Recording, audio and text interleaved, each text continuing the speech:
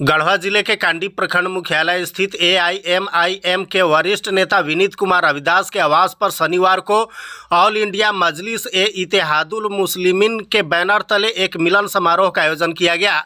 मिलन समारोह में पार्टी के प्रदेश अध्यक्ष मोहम्मद शाकिर मुख्य अतिथि थे, जबकि विशिष्ट अतिथि के रूप में मोहम्मद कलाम विश्रामपुर प्रभारी, सत्येंद्र कुमार गढ़वा जिलाध्यक्ष सहित पार्टी के अन्य कई वरिष्ठ नेता मौजूद थे। वहीं मिलन समारोह में उपस्थित लोगों को संबोधित करते हुए मोहम्मद शाकिर ने कहा कि पार्टी को मजबूत दिशा में लाने के लिए प्रखंड पंचायत व ग्राम स्तर पर बूथ कमेटी के गठन किया जाना चाहिए, जिससे आने वाले समय में हमारी पार्टी को भारी बहुमत से विजय हासिल हो सके। जबकि पार्टी के विश्रामपुर विधानसभा क्षेत्र के भावी प्रत्याशी विनीत कुमार रविदास ने उपस्थित लोगों को संबोधित करते हुए कहा कि इस विधानसभा क्षेत्र में 60,000 मतदाता एससी जाति का हैं, जबकि 50,000 मतदाता अल्पसंख्यक से आते हैं। फिर भी 70 साल आज़ादी के बीत जाने के बाद भी एक भी एससी व अल्पसंख्यक जाति से कोई उम्मीदवार विधायक नहीं बना। इसलिए इस क्षेत्र के लोगों को परिवर्तन करने की ज़रूरत है। लोगों को अपील करते हुए कहा कि दोनों समुदाय के लोग एकजुट होकर एससी समाज के लोगों को आगे बढ़ाने की कृपा करें, ताकि बाबा भीमराव अंबेडकर ने जो दलितों व अल्पसंख्यकों को आगे बढ़ने के लिए अधिकार दिया है उसका लाभ मिल सके। मौके पर कृष्णाराम, रामस्वरूप राम, उमेश राम, रामबली यादव, अलीमुद्दीन खलीफा, निजामुद्दीन अंसारी, मुनेश्वर अजवार, साधु यादव, बच्चा राम, बलराम राम, रामस्वरूप राम, चुलू अंसारी, नूरुल अंसारी सहित सैकड़ों लोग उपस्थित थे। जिसने भारतवर्ष की धरती पे बाबा साहब डॉक्टर भीमराव अंबेडकर जैसे धरतीपुत्र एक सुपुत्र को विराजमान किया, जिन्होंने अत्याचार, अन्याय, असमानता और अस्पृश्यता, अनटचेबिलिटी, छुआछूत और ऊंच नीच जैसी अमानवीय और असहनीय यातनाओं का कष्ट झेलने के बावजूद इस देश को एक ऐसा विधि विधान दिया, ऐसा संविधान दिया, एक ऐसा राष्ट्र ग्रंथ दिया जो इस देश को दुनिया के विकसित देशों की श्रेणी में दाखिला करने के प्रयास से बाकी है। इसी देश के एक दूसरे महत्वपूर्ण हम सबके आदर्श जहां माननीय कांशीराम साहब, जिन्होंने नारा दिया कि जिसकी जितनी संख्या भारी और उसकी हिस्सेदारी। आज हम लोग इस पार्टी के बैनर पर ये प्रोग्राम करने आए हैं। आप जानते हैं उस पार्टी के सुप्रीमो और राष्ट्रीय अध्यक्ष हमारे हैदराबाद के सांसद बैरिस्टर जनाब असदुद्दीन ओवैसी साहब, हमारी पार्टी का एजेंडा क्या है, हमारी पार्टी का मिशन क्या है, इसका उद्देश्य क्या है। आज हम पे आरोप लगाया जाते कि चूंकि इस पार्टी के सुप्रीमो एक मुस्लिम समाज से आते हैं इसलिए मुसलमान की पार्टी। लेकिन सच्चाई ये है कि हमारी पार्टी का कोई हिडन एजेंडा नहीं है, बहुत ओपन एजेंडा है। आप जाके गूगल पर सर्च कर सकते हैं, देख सकते हैं।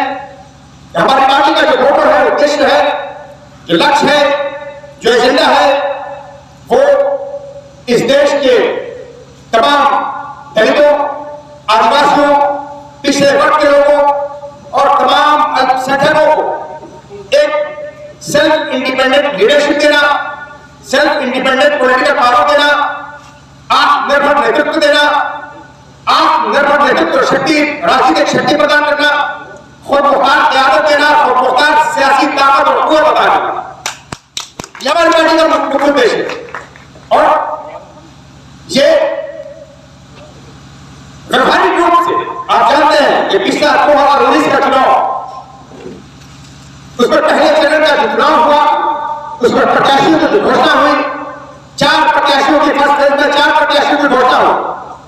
पहला इसी विशाखपुर विधानसभा क्षेत्र से, और आप जानते हैं कि हमने विशाखपुर विधानसभा क्षेत्र से पूर्व प्रत्याशी के रूप में जनाब अशरफ चंद्रवंशी साहब को टिकट दी।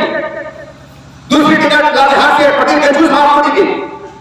तीसरी टिकट लोहरदगा से जनाब अर्पित टोप्पो साहब को दी गई।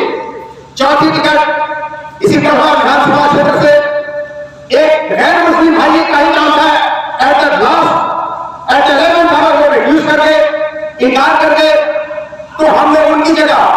उन गैर मुस्लिम प्रत्याशी की जगह डॉक्टर एम एन खान साहब एक इत्तेफाक का एक संयोग था, वरना पहले चरण के चुनाव में चारों प्रत्याशी हमारे गैर मुस्लिम समाज से थे, हिंदू समाज से थे।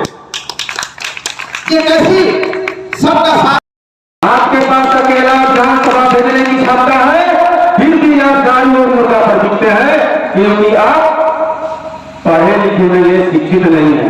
यही तो मोदी जी की योजना है कि आपको बढ़ा देंगे ना तो आप विधानसभा में अपने आदमी को भेज देंगे। यहाँ पे मुसलमान 50,000 है, लेकिन कभी कांग्रेस के पीछे, कभी राष्ट्रीय जनता दल के पीछे भागते रहेंगे और ओवैसी साहब को बोलेंगे कि बीजेपी के बी टीम है। अरे गद्दारों, मैं आपको ये कहना चाहता हूँ, आप 50,000 हो, कभी 40,000 ओवैसी साहब को वोट देकर तो देखो, सरकार आपकी रहेगी इस्लामपुर विधानसभा में। आने वाले समय में अगर दलित मुस्लिम एक वोट देते हैं तो किसी के सामने भीख मांगने की जरूरत नहीं पड़ेगी आपको। आप 1,10,000 और 50,000 वोट लीजिए, कितना होगा आपका? आप अकेले जो है 1,60,000 जा रहे हैं। मैं आपको बताना चाहता हूँ, यहाँ पे हमारे नौजवान भाई 15,000 हैं जिनको अछूत सालों से समझा गया है।